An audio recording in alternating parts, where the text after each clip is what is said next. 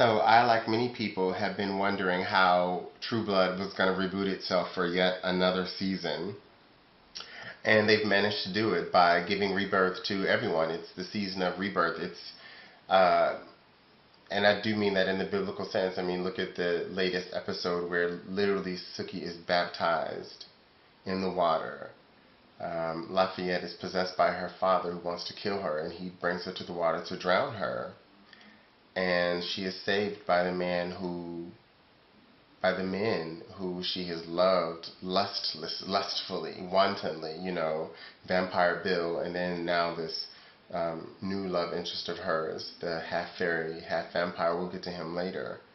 But this scene is interesting because you get to see several supernaturals enacting their powers at the same time. You see, of course, Lafayette, who's can see the dead and was possessed by the dead spirit of Suki's father.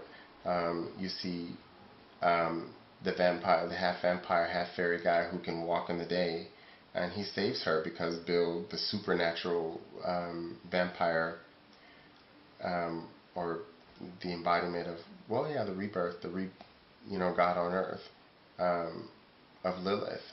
Again, rebirth in this season. And it's very biblical, but you see that this fairy guy comes to save him, and you see how he is also looking for salvation. In Suki, he's searched for her for millennia. Suki's been promised to him. And what we saw in the last episode is Suki can't resist this.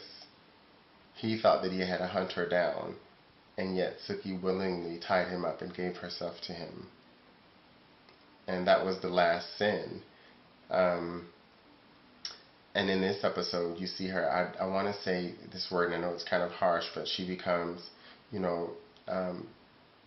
she grows up from being daddy's little girl, and she casts off her father in this scene, and that's how the scene ends. And I'm looking at what that says about this bastard, orphaned superhero narrative that has become the sun god over and over and over in all of our retellings of even the supernatural, as opposed to the sci-fi or the drama. We retell these biblical stories over and over and over, and it's really interesting to see that again.